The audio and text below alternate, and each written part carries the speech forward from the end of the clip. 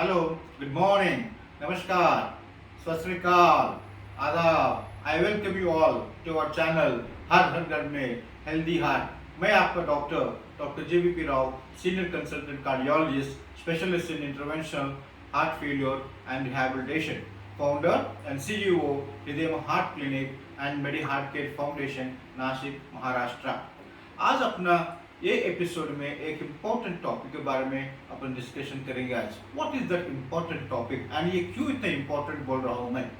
There are lots of myths among the patients, among the individuals about hypertension और cardiac diseases.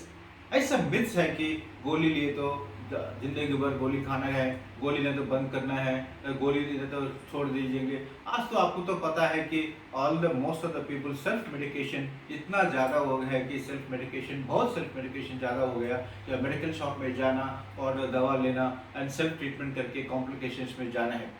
एक myth ऐसा है कि blood pressure, जो अपन कॉमनली बोलते हैं ब्लड प्रेशर, टेक्निकली हम बोलते हैं हाइपरटेंशन। ये मिथ ये ऐसा है कि गोली चालू किए तो एक बार हमेशा लाइफ लॉन्ग चालू करने का है क्या, या बीच में बंद करने का है क्या, या साइड इफेक्ट्स होता नहीं क्या। आपने कौन सा चीज़ खाने में खाए तो साइड इफेक्ट्स नहीं है। हम थम्सअप पीते हैं, उसमें साइड इफेक्ट नहीं है। हम लिम्का पीते हैं, उसमें साइड इफेक्ट नहीं है। हम लोग इतना दारू पीते हैं, उसका साइड इफेक्ट्स नहीं है।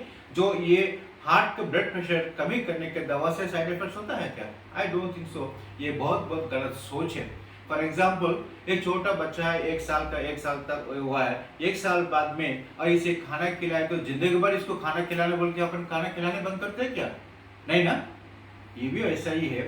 सो द मेन मिथ आज का मैं आपका सामने लाके आपको मैं समझाने की कोशिश करूंगा कि आपका थिंकिंग रॉन्ग है। ये मिथ ऐसा है कि ये बीपी 2 प्रकार के होते हैं। एक जो है ना यंगस्टर्स में होते हैं, एक जो है ना एल्डरली इंडिविजुअल में होते हैं। और यंगस्टर्स बोले तो बिलो 40 ईयर्स एंड एल्डरली मतलब अबव 40 ईयर्स। आपको मालूम है कि आजकल ज़माने में 20 साल, 25 साल, 30, 35, 40 साल में ब्लड प्रेशर इतना लो है। 10 पेशेंट रोज मैं देखता हूँ तो कम से कम 4-5 पेशेंट 30, 30, 35 ईयर्स का एज का है। मैं भी 2-3 फिजिशियन से बात किया हूँ, इवन मेरा प्रोफेशनल कोलिग्स कार्डियोलॉजिस्ट से भी बात किया हूँ मैं, even one of my friend pulmonologist से भी मैं बात किया हूँ मैं। This is a overall idea है कि सब जने यही बोलते हैं कि दवा ले तो क्या लाइफ लॉन्ग दवा लेने हैं क्या, इसका कुछ साइड इफेक्ट्स नहीं होता क्या। अगर लिया होता है भी और डॉक्टर को मिलता है भी है तो भी वो दवा कंटिन्यू नहीं करता है, इसे मिडिल ड्रॉप करते हैं। So these are the practical problems जो डाटा जो मैं कलेक्ट किया है from a colleagues of other specialities और माई स्पेशलिटीज ऑल्सो। इसी में ऐसा है कि तो बीपी अपन 2 टाइप्स का है। One important type call primary hypertension बोलते हैं, second is called as secondary hypertension बोलते हैं।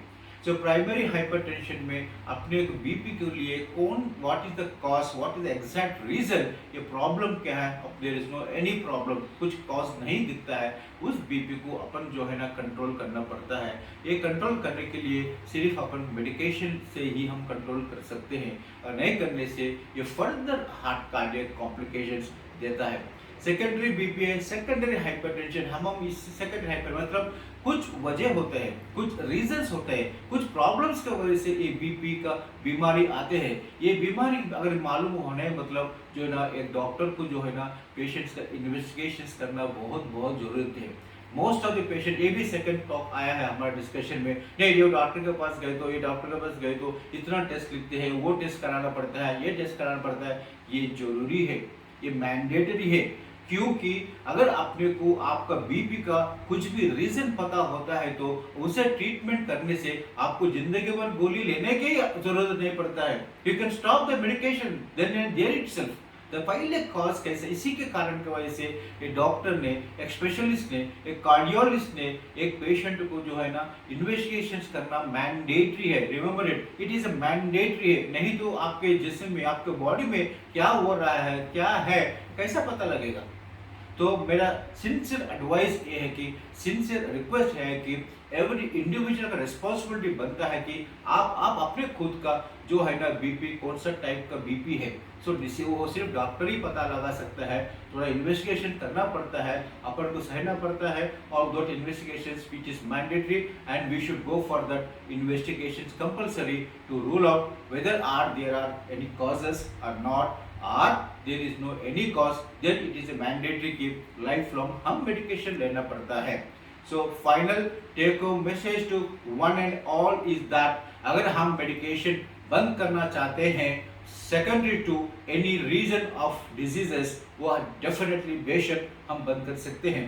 जहाँ पर कुछ भी अगर रीज़न पता नहीं होता है या कुछ भी रीज़न नहीं होता है, उस बीपी के लिए हमें तो दवा लेना पड़ता है एंड रेगुलर डॉक्टर फॉलोअप में निगरानी में रहना पड़ता है, ताकि आपका बीपी का कॉम्प्लिकेशंस कुछ हो रहा है या मेडिसिन का कुछ साइड इफेक्ट्स हो रहा है, वो डॉक्टर की फाइंड आउट करता है। Kindly never miss your follow up consultations. जैसा आपको डॉक्टर बोलते हैं 1 महीने में आओ, 1 महीने में आना है, 2 महीने में आओ, 2 महीने में आना है, 3 महीने में आओ, 3 महीने में आना है, वो अपना क्लिनिशियन आपका डॉक्टर की मालूम पड़ता है कि क्या देखना है क्या नहीं देखना है क्या। That is a very important role होता है।